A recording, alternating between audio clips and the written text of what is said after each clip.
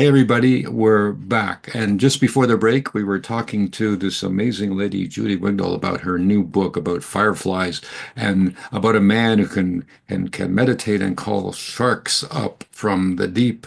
I mean, that's kind of scary when you think about it, like sharks all around you, but they have their own world. And if they're not hungry, you're okay, right?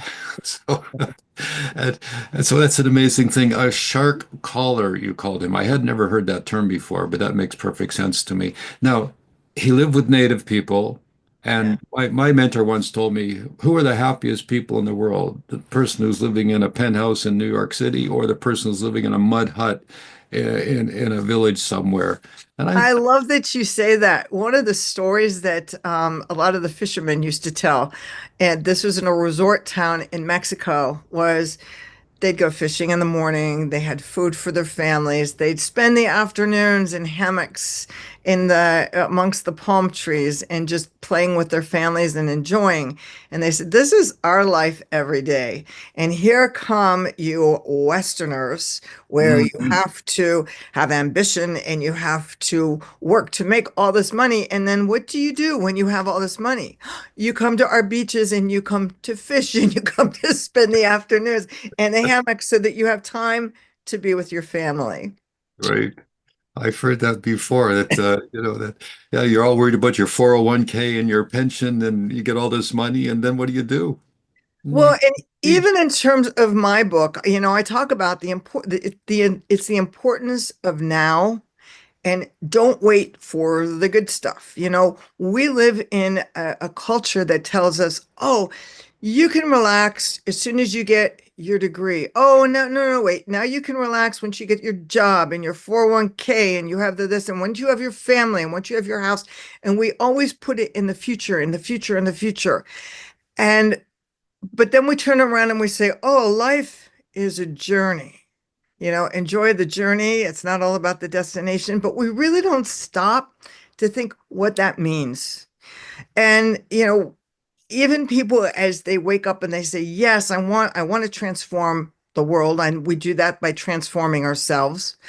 I want to do that and I want to dig deeper. But we get very, very serious about it. And it doesn't always have to be serious because part of this is, why are we here? Let's start with to be happy and what makes you happy. And as we think about that, and then we do set goals for ourselves, that it's important to celebrate every day and to enjoy those things along the way.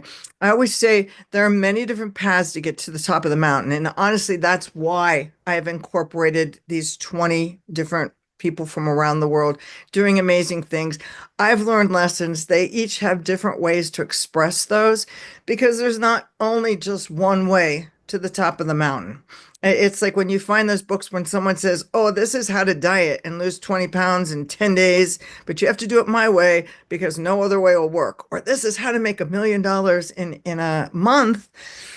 There are many ways to maneuver through life, and we each need to find our own path and to feel good about that and to know what is it Carl Jung once said, if the path before you is really clear, chances are you're on someone else's. And we have to kind of get used to knowing that if we want to be change makers and we want to be leaders, we just need to be clear on what we want that future to look like. The path isn't always so straight and narrow that you go from point A to B to B, C to D. But I know this, I know that every time we set up an achievement for ourselves or a goal and we make it to the top of that mountain, that we're human. We turn around and we spend our time up there. We pat ourselves on the back for maybe 10 seconds and we start reminiscing of all the crazy things that happened that got us here. And then we start looking and say, oh, there's another mountain over there or over there. Let's do another adventure. And we start all over again. So if we're only waiting until we do these achievements to enjoy life, to connect with the world, then we're really kind of missing out. Well, I can't agree with you more. I mean, I use that phrase myself, many paths up the same mountain, but only one peak. So, and when you get there, like you say, the higher you go, the more you can see, the further you go. So tell me, but you're putting together people around the world and you're trying to get human fireflies to cooperate and work together. And we are. It's like creating a movement, which has been fabulous. People, like I said, working in all kinds of different fields. And when you put them together, too often, and one of my pet peeves, I've always stood on my pedestal saying, the problem with people who work with zoos and aquariums is when they want to tell people about their work, who are they talking to? People in zoos and aquariums. Ah, well, the people that are maybe going to the opera or the theater or working in the shop down the street, they might be interested too. We're really good at preaching to the choir, only the people within our small community. So, my concept is let's overlap communities. Let's find out what's happening. I work through the concept of consilience, which is using information and knowledge from all kinds of different fields to enhance everybody because there's more than one way of looking at things and there's more than two sides of the coin because coins are round and we go all the way around the side. Yeah. To give you an example, I attended the USDA graduate school in ecology and marine conservation and environmental conservation. And I took a course, and you're only supposed to take a course once. And I took a course in ecology, and it was taught by a biologist. But then they got mad at me because I took it again. But the second time it was taught by a chemist. Well, chemist is going to look at environmental conservation very differently. And then I wanted to take it a third time, was taught by an economist. All of these things are important no matter what we're doing. We need our science, but we need the arts. We need the spirituality. We need to understand economics and social justice because they're all intertwined. And in building that community, the more we see that, the more we see options and opportunities within our own lives, in our own fields to continue to expand and to do that interweaving and overlapping with each other. Well, that only makes sense. I mean, how many different ways are there to God? Well, how many different professions are there? How many different religions are there? How many different types of people there are? So you're talking, a lot of things you're saying are resonating with me as well, especially about the coin and going all around the coin. I like that one. I have a little embellishment of that there's, more than one side on a coin kind of thing. But when people come to you and you're putting this together, obviously you're a very passionate person. This is an amazing book. I love the title and the cover looks fantastic. Like you're all together here. So people come to you and they say, like Julie, can you help me? I'm lost. Find my way. What do you do? What do you do with people who see it? If it's somebody who's an individual, actually, let me backtrack here because whether it's an individual, it's a corporate client, or it's a nonprofit, it becomes the same thing. It's first you got to get to know yourself. Mhm. Who am I? What moves me? Why am I here? Why do I want to get up in the morning? If it's a corporation, maybe it's that mission statement, but when was the last time you visited your mission statement? What are you here to do? And is that purpose still viable? Or do you need to switch it? My example on that is we had the March of Dimes that was this big organization that was there to help cure polio. Well, if polio is now okay, what are we going to do? Well, then you have to shift, trim your sails, and keep going in new directions. And the same thing for people. And I believe that every person, in terms of as we try to seek that clarity and work towards that happiness, everyone wants to be seen. Everyone wants to be heard. Everyone wants to feel like they're important in terms of making a difference in the world. And I believe everyone wants to feel like they're part of something that's bigger. So as you identify that, that can take all kinds of different paths in terms of how you choose to move Mm. forward with that. But then once you know that and you go, this is what I really want to do, My next step with everyone is to say, and especially in today's world, now it's time to go through your code of values. For companies, sometimes it's what they call their culture code. Nonprofits, this is what we believe in. But nobody revisits this. And, we all have a code of values. And what are they? And we need to sit down and be very, very aware of them. When I work, it's about integrity, it's about honesty, it's about transparency, it's about so that if I need to catch myself, for example, I believe we should be able to talk about when we fail. That's, to be honest and open. So it becomes really easy when your social situations. Oh, how is this doing? Well, and you're thinking to yourself, it's not really doing great right now. Or I just did this whole thing and I bombed. But no, you turn to people and you smile and you say, "Oh, things are lovely." No, that's not my code of ethics. So I can't do that. So I have to be honest, open, and transparent. And when we know our code of ethics, we now know how we're going to act in any situation. And that helps determine every choice that we make from there on in.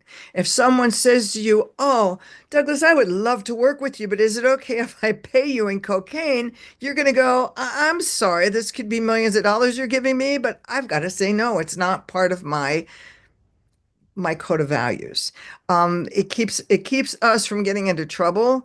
It keeps us on that narrow path, and it needs to be visualized constantly and written down. And once we have that, then I work on what I call strategic action plans. And they go from what do we say, as above, so below. Take a look at, stock of what's going on in the world around you. And now let's dig deep because as you transform yourself, you begin to transform your environment. You begin to transform the world and to take a look at it. But through using that strategic action plan, which has the overlay of that Jungian psychology bit, you begin to take a different look at everything. I used to get paid as a consultant a lot of money to write strategic plans for museums and companies, and they would pay all this money to say, "Okay, give us our strategic plan for the year." And as soon as I'm done, I might get paid, but the strategic plan goes on a business shelf someplace. Nobody looks at it. Nobody does anything. Again, we've forgotten what we stand for. That code of values, when you work at that, that's what builds clients, what it builds customers. If you're leading a movement, that's what builds trust in you because people know what to expect and they know how you're going to act. And in terms of that strategic action plan, if it's a strategic plan and it sits on a shelf, it's not doing anybody any good. If it's a strategic action plan, then we can sit down and take a look at it every 3 months and say what's working, what's not working, what needs to be tweaked. It's like taking a sailboat out. Do you need to trim the sails? Do you need to switch directions? Are things changing not only within you, but around you in the world where you need to pick up some different directions? And it's an active process.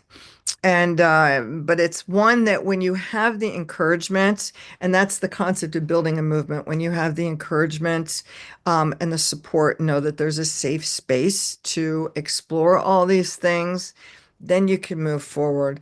But in overlaying all those things, in terms of that strategic action plan, I teach the Pareto principle, that 80-20 rule that we tend to spend our lives going, I feel like the hamster in the wheel. I'm not going anywhere. Why? Because we're spending 80% of our time doing those little things that they're minutia, they need to be done, they'll always need to be done, but that it's really 20% of our efforts that are getting us to where we want to go. So when we understand those are the big steps. We may need to take them one step at a time, but that's what propels us forward. And then because I personally believe that everybody needs encouragement and inspiration. I have on my website actually a free download of flying lessons for fireflies that puts people on a mailing list so that once a week they just get a note of inspiration and encouragement because I feel like no matter who you are or where you are, or you go, I'm not ready for this yet, you still need just a small note to remind you just to keep going. And that's its whole purpose to say, Well, come join the community. We want to support you. I think that's a major point. I love what you're saying. The corporate, well, now we have the plan. Oh, it's a wonderful plan. Make sure somebody can find it when we need it in the filing cabinet. And again, in personal life, we all slack off. I mean, it's pretty hard to change your habits really fast, and you got to keep up. So to have somebody like you who's dynamic, is full of energy, has lots of experience. You have been around, and reading your resume, you've had a full life, or at least an exciting life, an interesting life, and you've done well. And listening to you talk, you know what you're talking about. And I particularly like the idea about, like I'm going to back you up. I'm going to be there when keep you on track because, there are people, it's like a train. There's somebody, there's somebody at the engine, somebody at the caboose, and then the rest of us are in the middle. But we need that engine to keep pulling or pushing us forward. And you sound like you're that kind of motivating person. I know you are because you're a world-wide known motivational environmentalist and you're looking for fireflies all over the world. I want to be one too, It's a firefly. Let me tell you though, I did, because a lot of people go, oh, I'm not working with a world-changing thing. I try to make the point as well. And first of all, I'm still growing. And I would never work with a coach, a teacher, and anybody that wasn't still growing because we're always on that path to learn more. We're not perfect, but fireflies don't seek perfection, they seek growth. But anybody, sometimes you're on a world stage, sometimes you're in your community, sometimes you're in your home. When you have that code of values and you know how to treat other people, sometimes you are changing the world just by being kind to yourself. Sometimes you are changing the world by being a caretaker to someone else.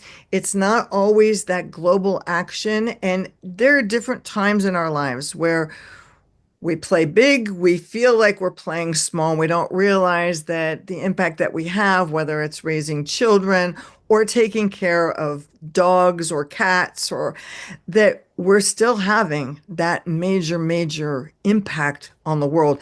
And that's what I mean when I say those fireflies are everywhere and not in all different professions. They're working on every different level because if we're only working on this big global level and we're missing that intimacy of the connection between people one on one and caring for our own families, then we're kind of missing the point. That's a true. Let's hold that thought. Show me that wonderful book again about fireflies. Here we Oh, go. man. Oh, there it is. The Extraordinary Power of Fireflies by Julie Wignall. It's an amazing cover. I love it. Fireflies seem to attract each other, don't they? They kind of come together. Okay, well, That's how they communicate. Yes. really? Okay, well, we'll be right back after a short break.